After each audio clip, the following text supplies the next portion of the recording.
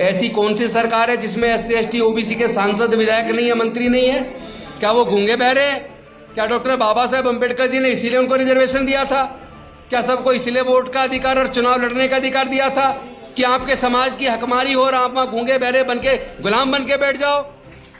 भाई एक बात बताओ, एक समय हम लोग पढ़ते थे, एक महाकाव्य था महाभारत, उसके अंदर पांडवों ने द्रौपदी को दांव पे लगा दिया, और एक आज ऐसी सरकार है जो सत्ता पाने के लिए जिसने राम को दांव पे लगा दिया। वो राम को दांव पे लगा सकते हैं, आप अपने अहंकार को खत्म नहीं कर सकते। SC ST OBC के लोग एकजुट नहीं हो सकते, हकमारी करने वाले लोगों को ठिकाने नहीं लगा सकते।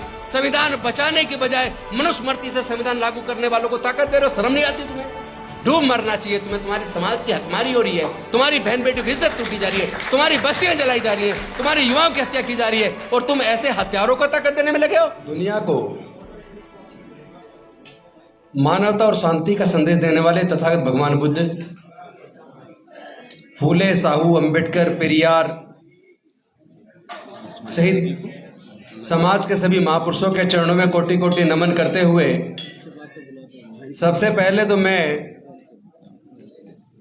माता सावित्रीबाई फूले, फातिमा शेख और रानी अवंतीबाई लोधी जी को उनके जन्मदिवस पर पुष्पांजलि अर्पित करता हूं और आप सबको बधाई देता हूं।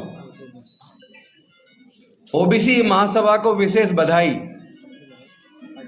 और जो अभी मेरे संचालक साथी निवेदन कर रहे थे पटेल जी से कि यहाँ गुर्जर समाज मजबूत है, उसको आप हमारे साथ जोड़िए, वही टंग खींचते हैं, इसमें बिल्कुल गलत नहीं कह रहे, और मुझे नहीं पता उनकी कंट्रोल कितना है, क्योंकि यहाँ गुर्जर, यादव और जाट, तीन दिल्ली की और वेस्टर्न यूपी की मजबूत जातियां, तीनों मनवादी व्यवस्था को पूरी ताकत के साथ पहुंचने में लगी हैं। सीधा कह रहा हूं, बुरा लग जाए कोई बात नहीं, बुरा लगना भी चाहिए, लगेगा तो हो सकता है थोड़ा सुधार हो जाए, क्योंकि यहाँ तो ये सब बीजेपी को ताकत देने में लगे पड़े। दिल्ली में कहीं चले जाना उनकी बस्तियों में आप, तो बाधा तो यही बन रहे हैं। अपने खुद के जो बदहाली है, जो हकमारी है, उसका कारण हमारे बहुजन समाज के लोग ज्यादा हैं। वो 12% लोग उतने ताकतवर नहीं है कि हमारी हकमारी कर सकें, क्योंकि वो जो कुल्हाड़ी हमारे हकों को काट रही है, उसमें बैठे के तौर पर जो हमारे बहुजन समाज के लोग उसको ताकत देने का काम कर रहे हैं। आज समस्याएं जो हैं, उनमें सबसे बड़ी समस्या तो ये है कि इस बैकवर्ड समाज को, OBC समाज को रिजर्वेशन लेने के लिए 43 साल संघर्ष करना पड़ा। और जब 1990 में 7 अगस्त 1990 को मंडल कमीशन की सिफारिश से लागू करने की घोषणा हुई, पहली बात तो ये बता दूं कि वो मान्यवर कांसीराम साहब ने जो पूरे देश की और दिल्ली की दीवारें नीली की और जो नारा दिया, मंडल कमीशन लागू करो वरना कुर्सी खाली करो, उस नारे की वजह से 43 साल के संघर्ष के बाद सिफारिशें लागू करने की घोषणा तो हुई, लेकिन उसी सर्वोच्च न्यायालय ने उन सिफारिशों को लागू होने पर कोर्ट ने स्टे कर दिया, जिस सर्वोच्च न्यायालय ने संविधान के खिलाफ जाकर EWS के नाम पर बिना मांगे, बिना कोई गठन हुए, बिना कमीशन के, बिना सर्वे के 4 दिन के अंदर EWS के नाम पर और उन 2% लोगों को 10% रिजर्वेशन दे दिया। उसको कोर्ट ने स्टे नहीं किया। तो जो कोर्ट हमारे लोगों को न्याय नहीं दे सकती, उस कोर्ट पे भरोसा कैसे करें? एक तो ये सवाल है।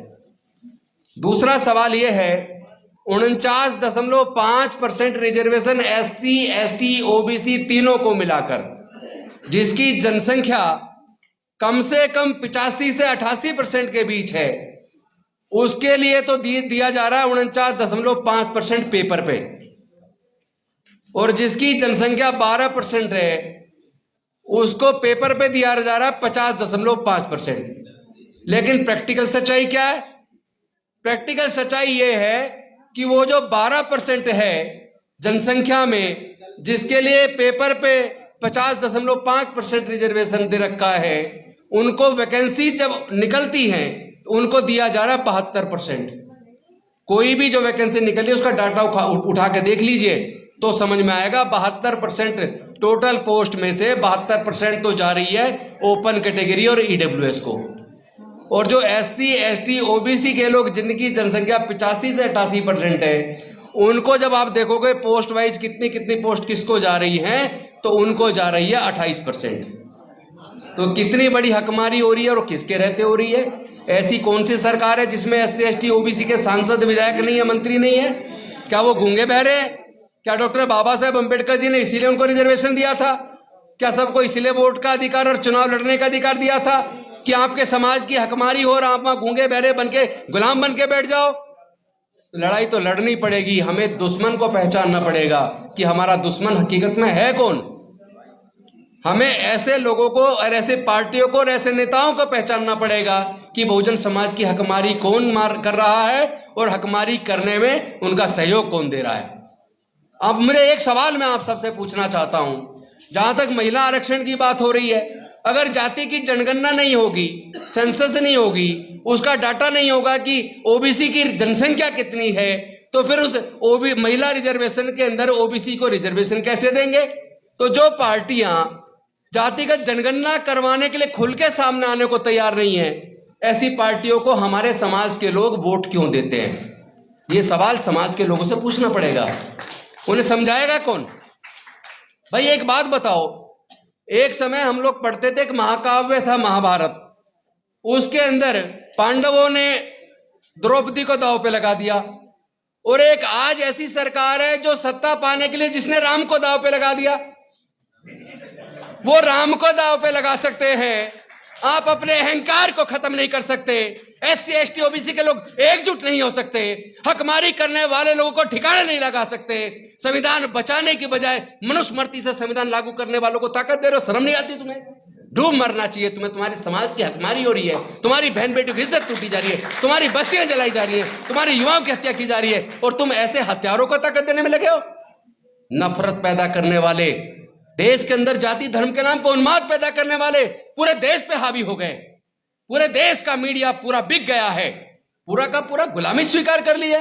मैं आप सबसे पूछना चाहता हूं बहुजन समाज के लोगों से, क्योंकि जब बहुजन समाज की बात होती है, जब बैकवर्ड क्लास की बात होती है, उसका मतलब कि अति पिछड़ा वर्ग नहीं है, उसका मतलब है एससी एसटी ओबीसी, पिछड़े वर्ग का मतलब। और अगर मैं पिछड़े लोगों की बात करूं तो माइनॉरिटीज के अंदर, मुस्लिम के अंदर 90% ओबीसी है, 90% शूद्र है।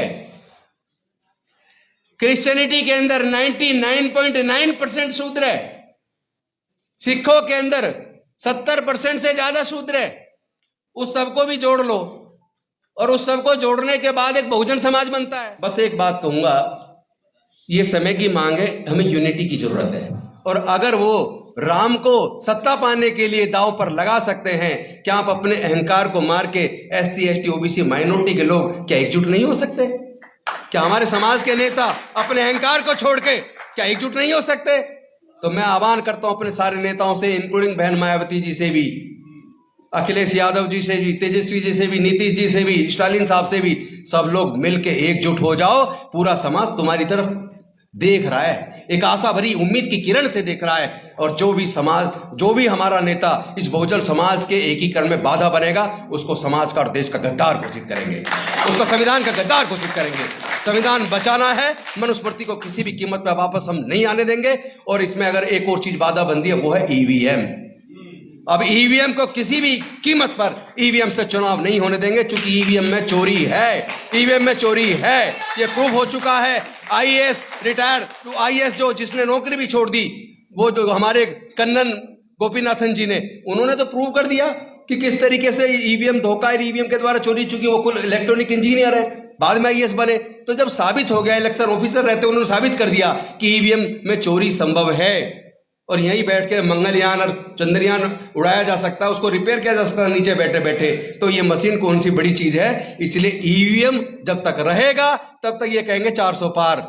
इसलिए ईवीएम इस बार किसी कीमत पर चुनाव ईवीएम से नहीं होने देंगे।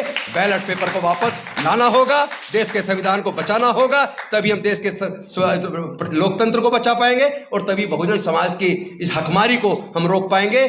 चूंकि हकमारी तब तक चलती रहेगी जब तक आप इनसे मांगते रहोगे। अरे जो छीनने वाला, उससे हाथ जोड़ कर मांग रहे हो, ये दे दो वो दे दो। हुक्मरान बनो और अपने आप ले लो।